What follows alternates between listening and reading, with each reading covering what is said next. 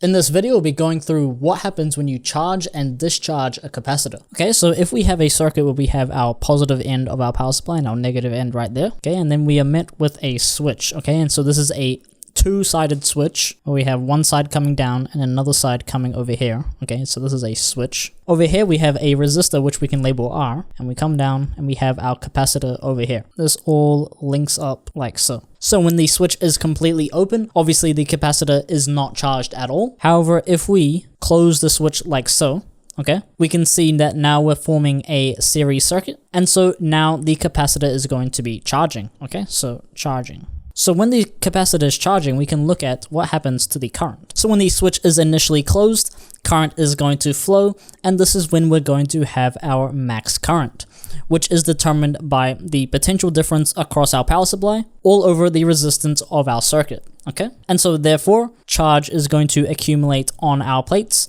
of our capacitor, and due to this charge being accumulated, it's going to resist any oncoming charge. Okay, so as the current flows onto the capacitor, the charge that is already on the capacitor is going to repel that oncoming charge. Okay, and this is obviously because like charges repel, right? This will cause our current to decrease. Okay, so our current is going to slow down. However, even though our current is slowing down, obviously current is still flowing, and therefore charge still continues to accumulate on our plates, just at a slower rate than previously. Okay, so charge will continue to build up on our plates until the potential difference across our capacitor is equal to the potential difference of our power supply, or almost equal. Okay, and so when the potential difference across our capacitor is almost equal to our power supply, our current is going to be almost zero, right? Because we have two equal EMFs opposing each other, and so no current is going to flow. And so therefore, given all that information, if we were to graph our current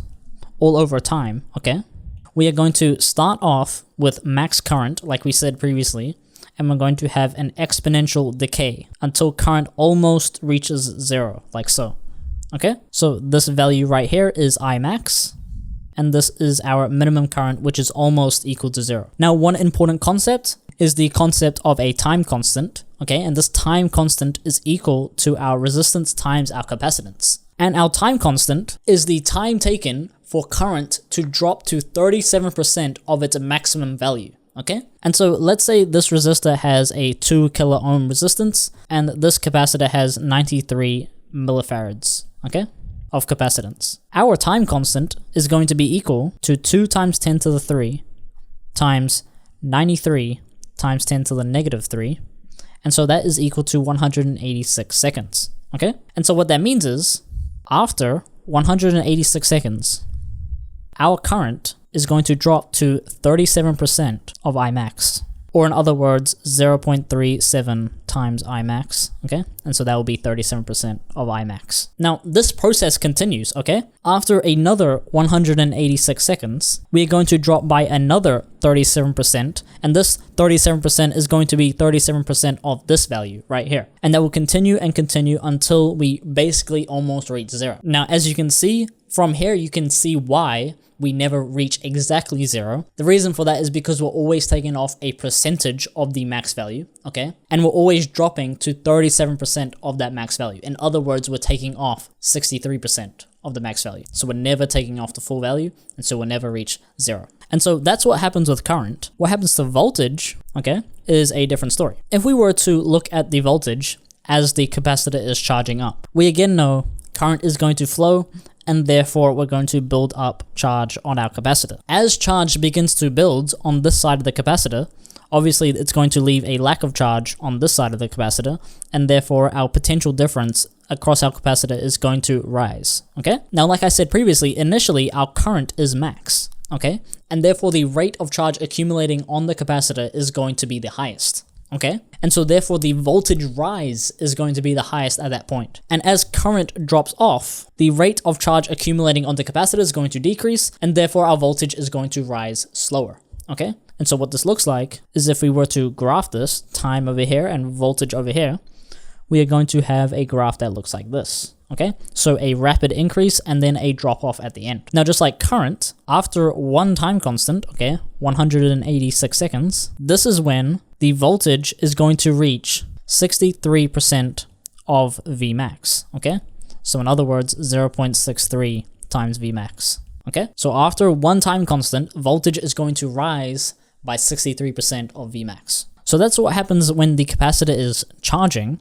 As for discharging, we can again look at the current first. When the capacitor is discharging, we can now remove our connection from the power supply and now connect up the circuit like so. So now the power supply is removed from the circuit and now we just have our resistor and capacitor. So now that our capacitor is fully charged, our capacitor can act as a source of EMF, okay? And so because of this, the charge that is accumulated on the capacitor is going to flow throughout the circuit, and therefore we're going to have a current, okay?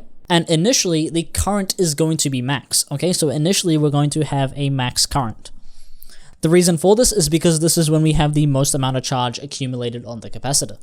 However, as current begins to flow, we're obviously going to have less and less charge accumulated on the capacitor because the capacitor can only store a limited amount of charge, okay? So as more and more charge leaves the capacitor, okay, as there is less charge stored on the capacitor, obviously the capacitor is going to be able to move less charge, and so therefore the current is going to decrease. And this will continuously happen up until the capacitor has no more charge, and at that point, the capacitor can no longer push any charge because it's storing no charge, and so at that point the current is zero. And so basically we have the exact same scenario that we had up here.